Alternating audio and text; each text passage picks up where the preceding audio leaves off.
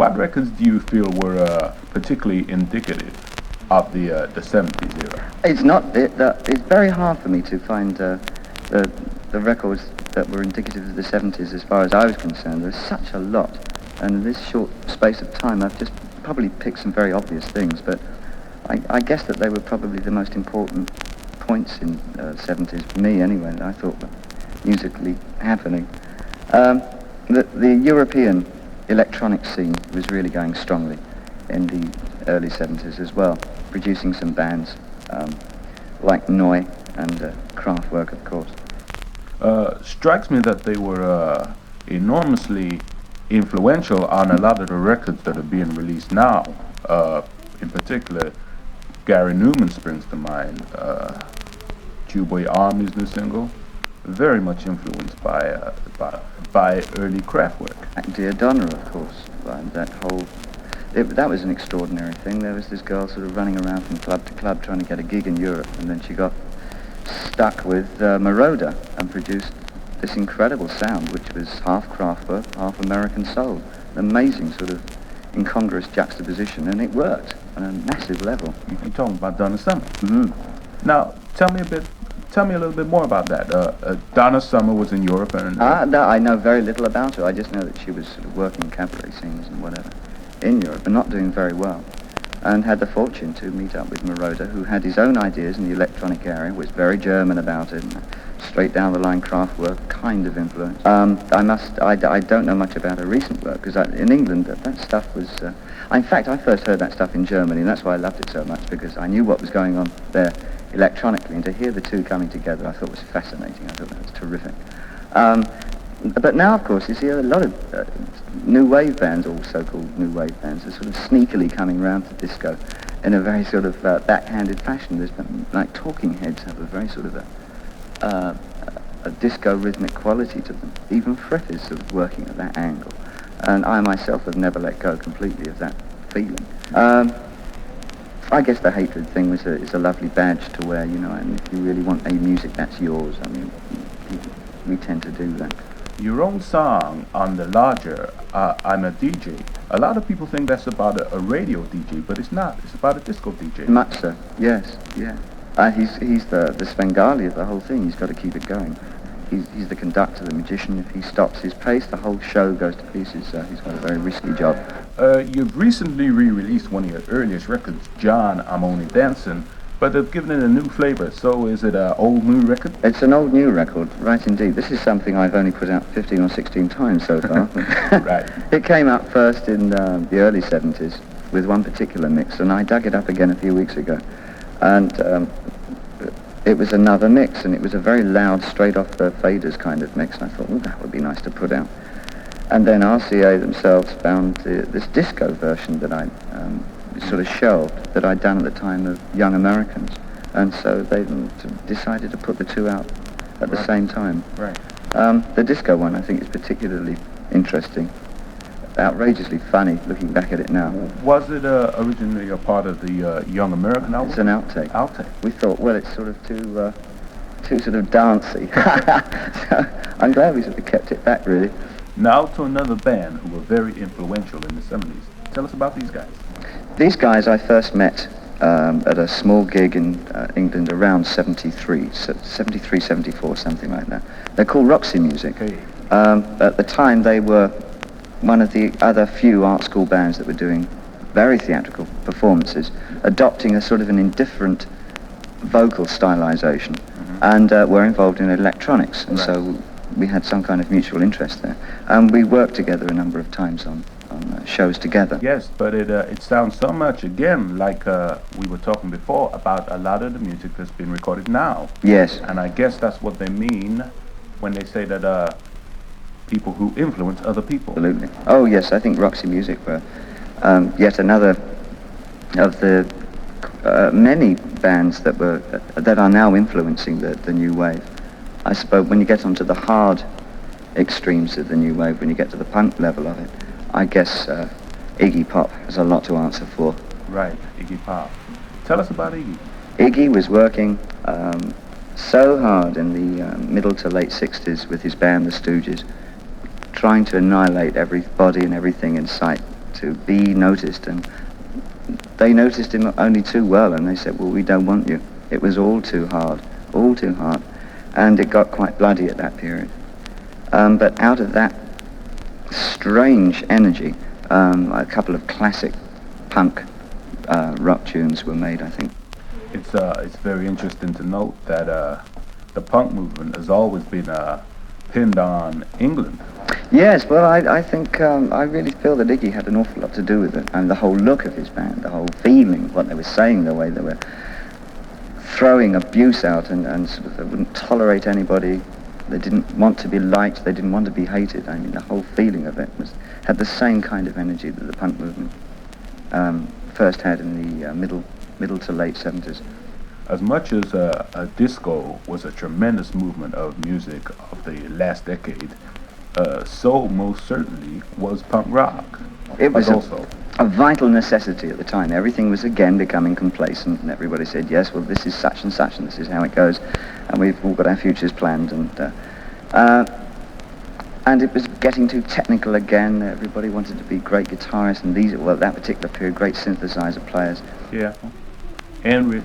And rich, oh, that was a decided point. And then these sort of ragged-ass little street muffins came along with instruments they'd either stolen or sort of got on hire purchase, and said, no, we want to be superstars, and we want to sing about the conditions that we know about. We can't afford to go to rock concerts and see bands and things, so we'll just sing about the neighbours or about the girls and things that we do, or that we don't want to do in places we don't want to go.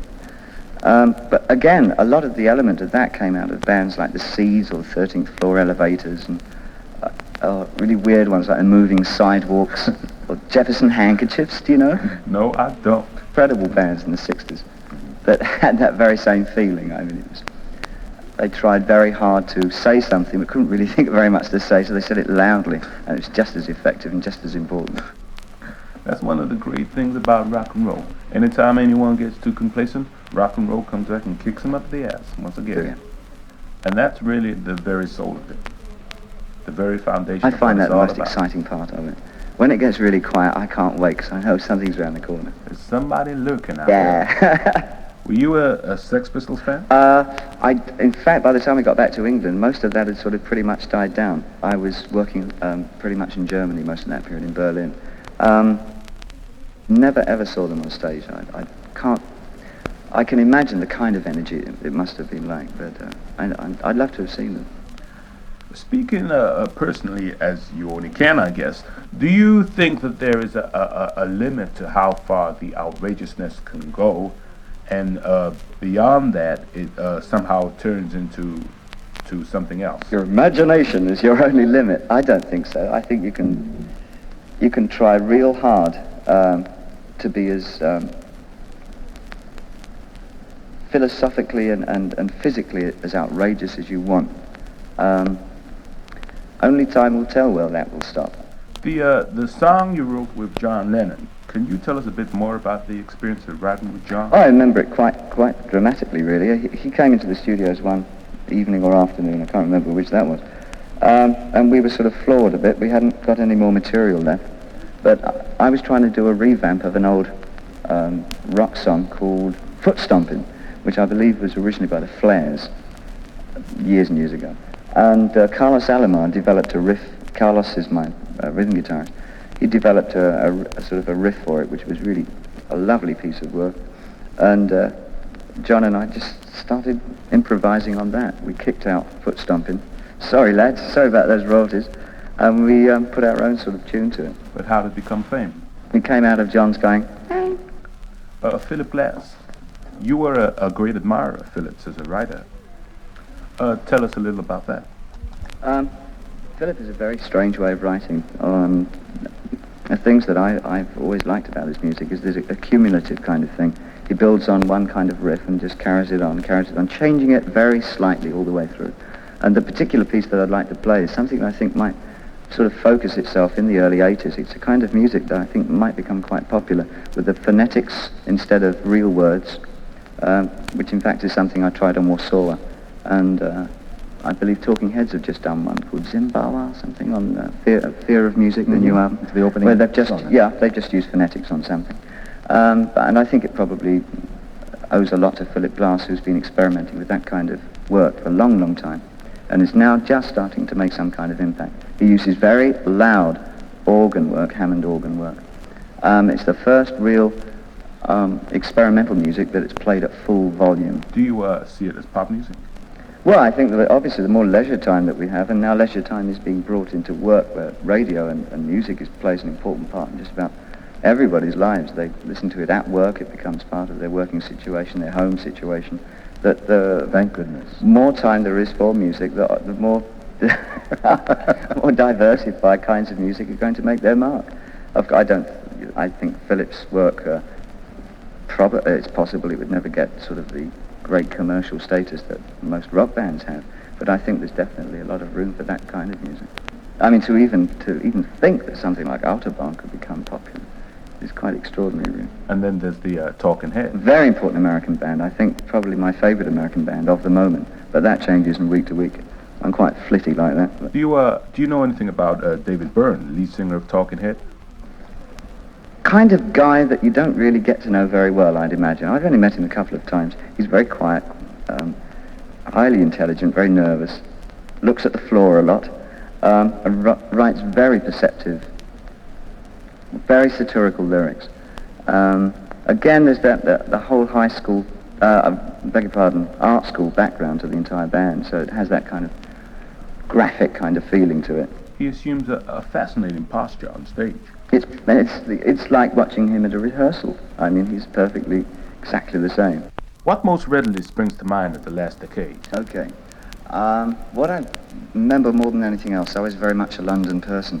So what I was doing a lot of was what was called mixed media in the late 60s, which really sort of involved doing stage shows and throwing as many gimmicks and ideas in as you could, really, using film and poetry and dance, and a lot of interesting things came out of it, I suppose. Bands like Tyrannosaurus Rex were involved, who later became T-Rex. Crazy World of Arthur Brown, of course, was a very big, important band on that circuit at the time. I think everybody got up very late, about 11 o'clock at night.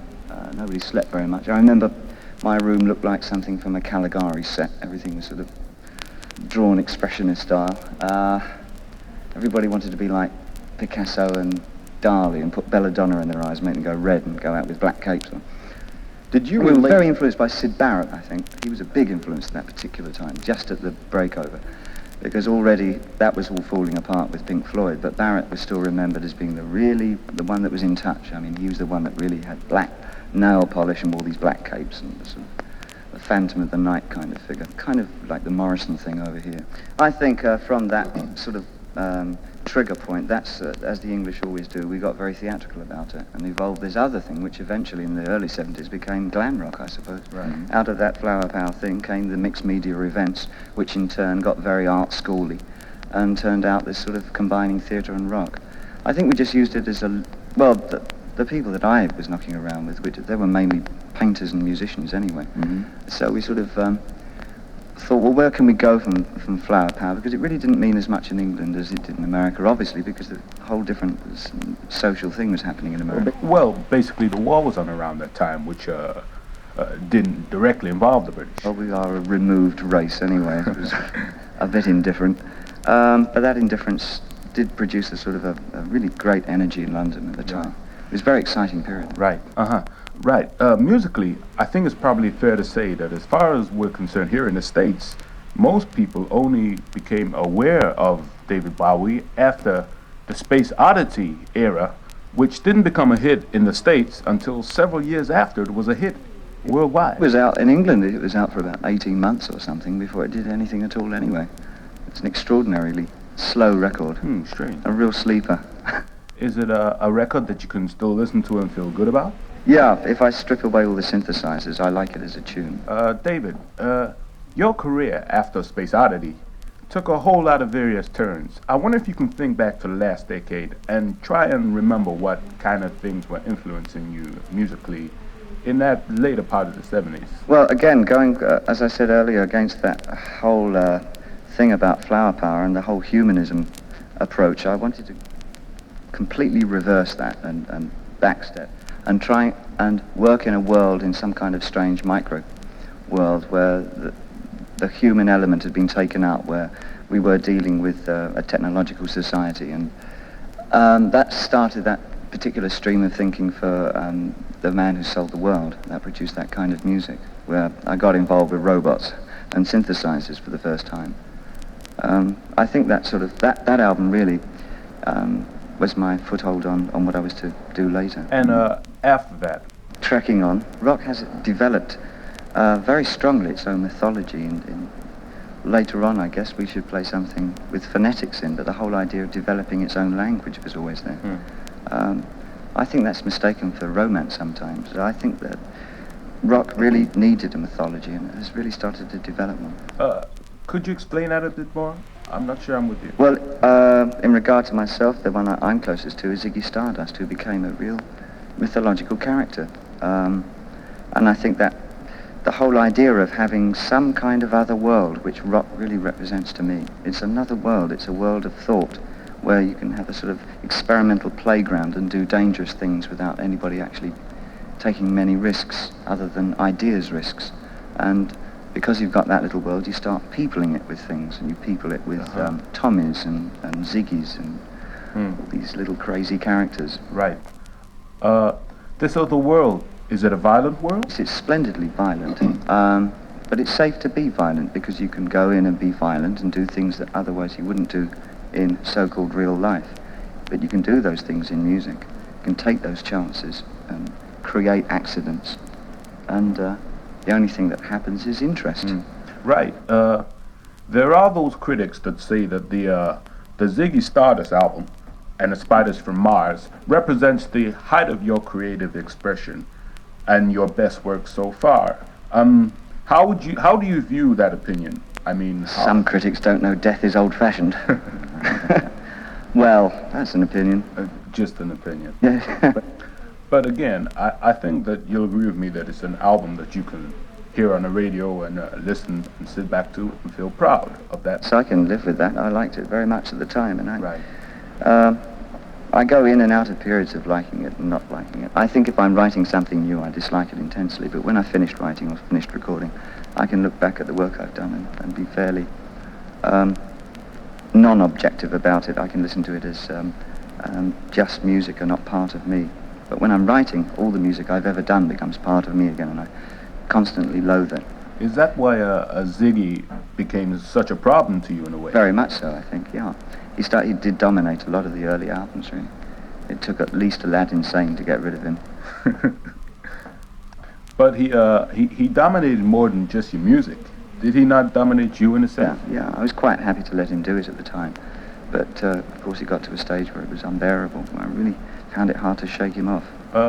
T-Rex were enormously popular around this time in England. Yeah, well, in fact, in England and the rest of the world, and from Europe to Japan, they were fast becoming the biggest thing since Sliced Beatles. I mean, they were it, no doubt about it. But strangely, somehow not here in the States.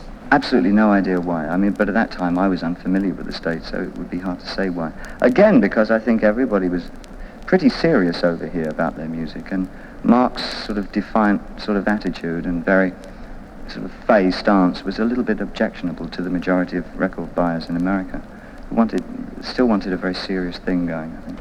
But Mark had a relatively short career, because it was not long after that he had a fatal car accident.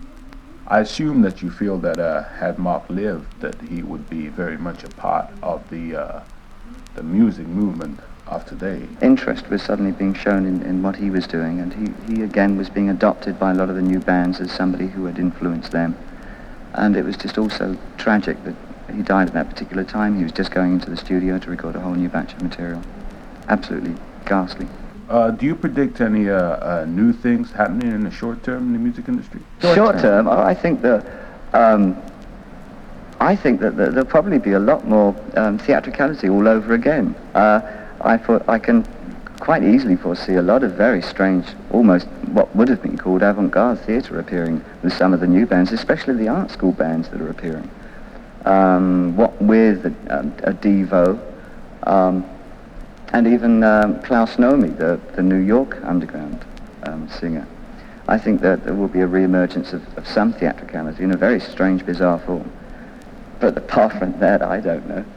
Well, then there are really two You couldn't things. speculate. I think it's every man for himself in the 80s. Hopefully, and that will produce very diversified forms of music. A little bit of art school, a little bit of theatre.